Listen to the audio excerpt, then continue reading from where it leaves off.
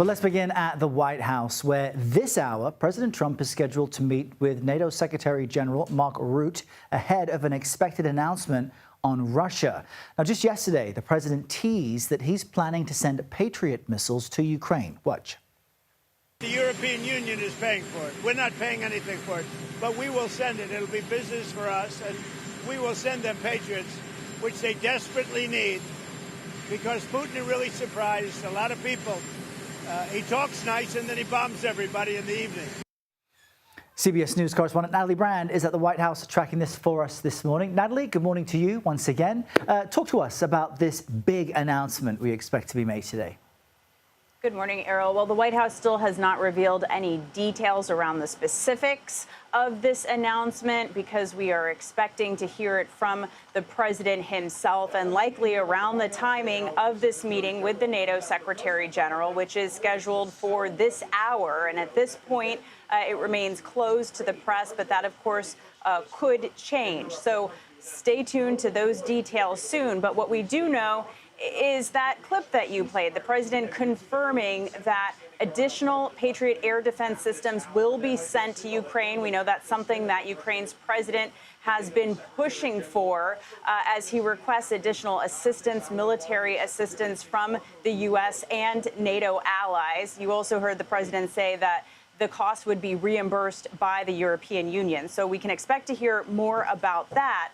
Something else that came up this weekend is the U.S. senators who have been involved in the discussions to try to put additional pressure on Russia. That's Senators Lindsey Graham, Richard Blumenthal. They've also been talking about calling for seized Russian assets, frozen assets, to go towards assistance to Ukraine. Take a listen to what Senator Graham had to say. Stay tuned about a plan to go after the seized assets more aggressively. Stay tuned for a plan where America will begin to sell to our European allies tremendous amount of weapons that can benefit Ukraine. So Graham kind of teasing that we should expect to hear more about that very soon. And he also went on to say that he expects in the coming days weapons to flow at a, quote, record level to help Ukraine defend itself, Errol.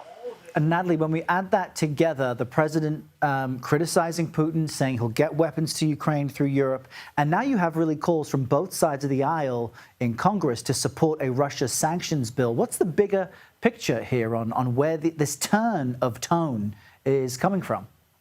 Yeah, there are now more than 80 senators supporting that sanctions bill. And we know that the White House has been giving input as it now seriously considers this legislation, which could move forward very soon.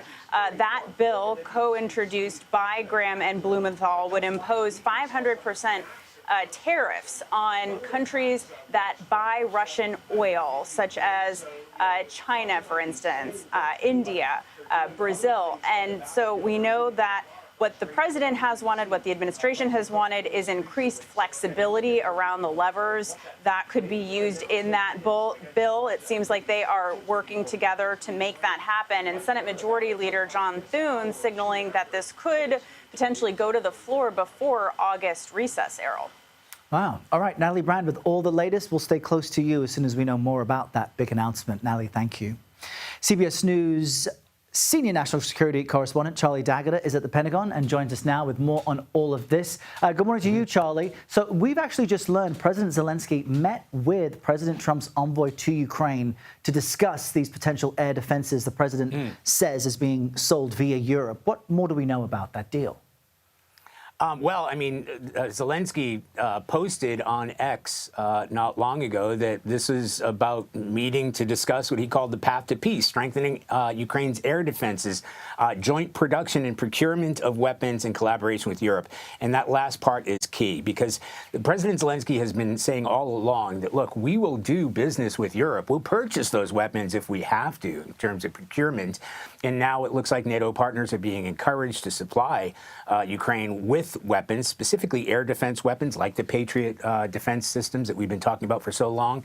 They're much needed in Ukraine, and the idea would be that the NATO partners would be able to supply Ukraine with those weapons, and then they would purchase, according to President Trump, purchase those weapons as sort of a backfill from the United States. So this would give an opportunity for NATO to step up, give those weapons over to Ukraine, and then backfill with other weapons. And we're not just talking about air defense systems like the Patriot, but longer range missiles.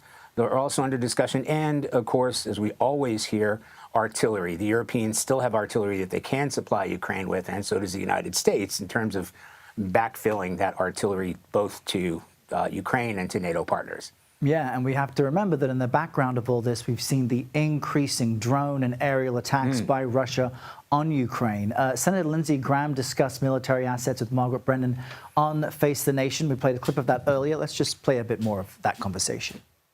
The Europeans want to limit the interest on the assets to go to Ukraine. Secretary Bessent wants to go further. Stay tuned about a plan to go after the seized assets more aggressively. Stay tuned for a plan where America will begin to sell to our European allies tremendous amount of weapons that can benefit Ukraine. Putin has calculated that we would get tired and Europe would get weary. He made a huge mistake. NATO is bigger and stronger, and we're more committed than ever to make sure he does not take Ukraine by force. I think this was a different clip, but the senator was saying the same message in different places. Does this really, though, Charlie, seem like a game changer in the war? You know, Errol, I think it's worth pointing out that that was quite repetitive, wasn't it, right? There's a message out there, and there's an array of options that the Europeans have and the United States has in terms of, especially Europe, when it comes to sanctions and seizing Russian assets, or at least taking the interest. There's something like $500 billion throughout Europe that Russia's invested in, a lot less than that here in the United States. But you talk about sanctions, you talk about seizing those assets, you talk about essentially flooding Ukraine with the kind of weapons that they've been begging for some time. The mood music has changed in all of this. We have to continue to drill down on this. This is a big building. They do a lot of work here, but it's all under direction of the commander-in-chief, President Trump himself. And there seems to have been a change of attitude. He's talked about his frustration with President Putin. It has become difficult to try to battle somebody onto the negotiating table, but that's certainly what President Putin is trying to do in Ukraine. Yeah. All right, Charlie, at the Pentagon with the latest. Thanks very much. We will stay tuned, as the senator says. We'll see you later. Thank you.